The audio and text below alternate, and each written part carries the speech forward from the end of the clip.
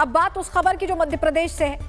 देश की महिलाएं आज हर क्षेत्र में अपना झंडा बुलंद कर रही हैं। जल, थल और नभ तीनों सेनाओं में पुरुषों के साथ कंधे से कंधा मिलाकर चल रही हैं। बीजेपी महिलाओं को आगे बढ़ाने के लिए हर संभव कोशिश भी करे। यहां तक कि बीजेपी ने अलग अलग राज्यों में महिलाओं को आगे लाने के लिए कैश स्कीम के जरिए सीधी मदद की है। लखपति दीदी, अलग अलग तरह की स्कीम, ड्रोन दीदी, इस तरह की स्कीम्स चल रही हैं। लेकिन आज भी कुछ लोग ऐसे हैं जिनकी महिलाओं को लेकर सोच बहुत ही रूढ़िवादी है। ऐसे ही एक नेता है जीतू पटवारी, जो मध्य प्रदेश कांग्रेस के अध्यक्ष हैं। जीतू पटवारी ने अपने सियासी माइलेज के लिए मध्य प्रदेश की महिलाओं पर बहुत ही अभद्र टिप्पणी की है और नरगल बयानबाजी की है।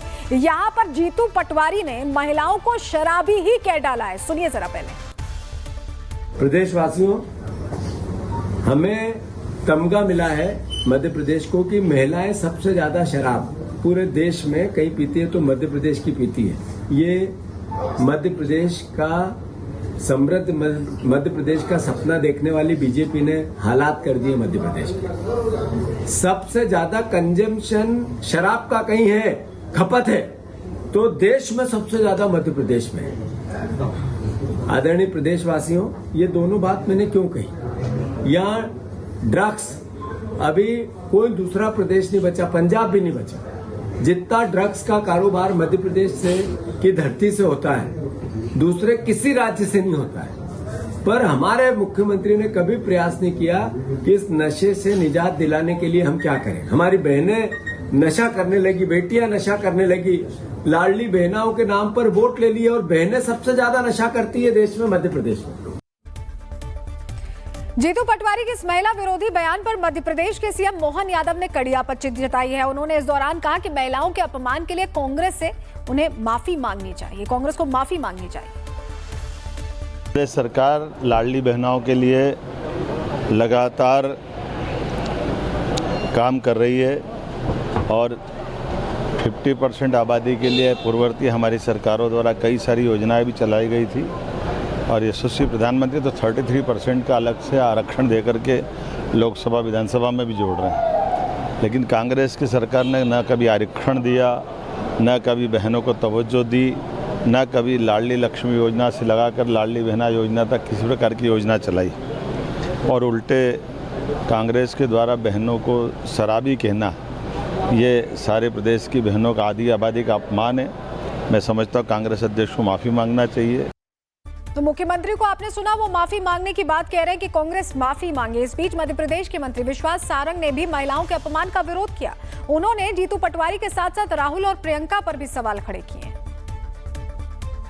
आश्चर्य होता है कि इस तरह से महिलाओं का अपमान, क्या यही कांग्रेस की संस्कृति है? इटली में होता होगा क्या? ये आंकड़े इटली से लेके आए? मध्य प्रदेश की महिलाओं को, बहन बेटियों को इस तरह से बदनाम करना, ये बहुत आपत्तिजनक है। और अब प्रियंका गांधी कहां चली गई, जो ये कहती हैं कि लड़की हूं, लड़ सकती हूं। देखिए, सवाल पूछे जा रहे हैं और सवाल पूछना लाजमी भी है, क्योंकि बयानबाजी ऐसी की गई है जिसमें सीधे महिलाओं पर कटाक्ष कर दिया गया है।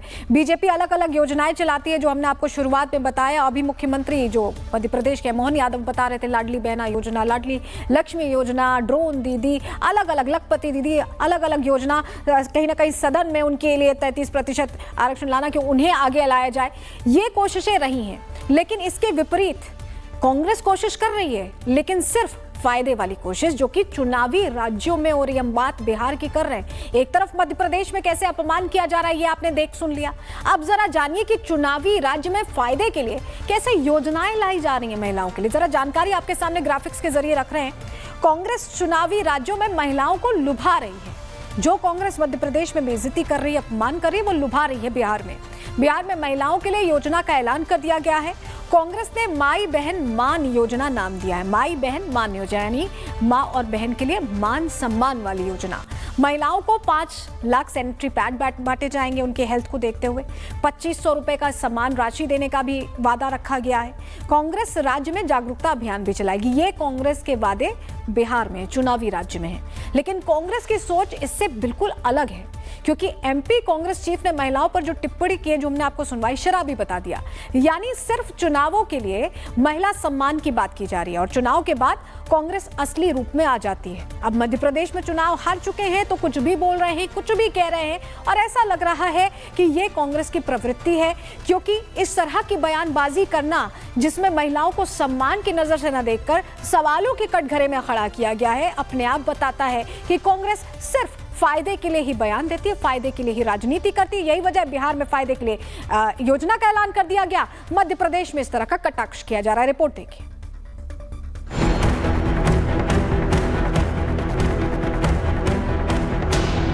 मोदी सरकार देश की महिलाओं को सशक्त बनाने में जुटी है। महिलाओं के विकास के लिए अलग अलग योजनाएं लाई जा रही हैं। संसद में महिलाओं की भागीदारी बढ़ाने के लिए आरक्षण का बिल पास हो चुका है, लेकिन कांग्रेस और उसके नेताओं की महिलाओं को लेकर सोच अभी तक नहीं बदली। महिलाएं सबसे ज्यादा शराब पूरे देश में कहीं पीती है तो मध्य प्रदेश की पीती है। जिन महिलाओं को मोदी दुर्गा बताकर पूजन की बात करते हैं, उन्हीं महिलाओं को कांग्रेस के नेता जीतू पटवारी शराबी बताने पर तुले हैं। जरा सोचिए, महिलाओं को लेकर कांग्रेस की सोच कैसी है? क्या कांग्रेस के इन नेताओं के घरों में महिलाएं नहीं है? क्या कांग्रेस के नेता अपने घरों की महिलाओं के लिए भी ऐसी ही सोच रखते हैं? हमने देखा है कि किस प्रकार से प्रियंका चतुर्वेदी हो, अंकिता दत्ता और राधिका खेड़ा हो, उनके साथ दुर्व्यवहार किया गया। अब जीतू पटवारी मध्य प्रदेश कांग्रेस के अध्यक्ष कहते हैं कि लाडली बहनें और लाडली बहना योजना के तहत जो महिलाओं को समर्थन मिलता है वो उसका इस्तेमाल शराब और नशे में करती है। महिलाओं पर कांग्रेस की टिप्पणी से बीजेपी आक्रोशित है। बीजेपी नेताओं ने जीतू पटवारी से माफी मांगने की मांग रखी है।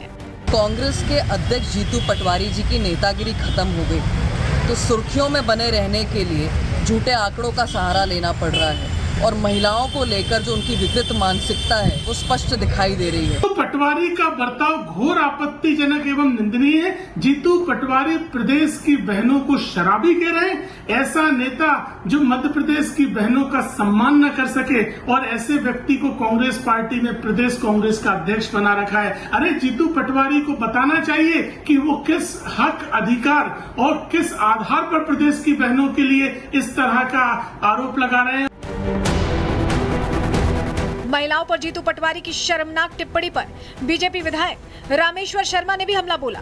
इस दौरान उन्होंने कहा कि बहन बेटियों का अपमान बर्दाश्त नहीं किया जाएगा। नेता सोनिया गांधी और प्रियंका गांधी भी वहां नेता हो, ऐसे समय पर भारत की बेटी और मध्य प्रदेश की 4 करोड़ बेटियों का खुले तौर पर उनको नशेची कहना और शराब के नशे में डूबी हुई कहना, ये कांग्रेस की और जीतू पटवारी जी की ओछी मानसिकता का प्रतीक है। जीतू पटवारी ने महिलाओं पर जो टिप्पणी की है उससे विवाद बढ़ता जा रहा है। ऐसे में अब देखना यह है कि क्या कांग्रेस या जीतू अपनी इस शर्मनाक टिप्पणी के लिए माफी मांगते हैं। Bureau report, Republic Bharat. अब बात उस खबर की जो मध्य प्रदेश से है।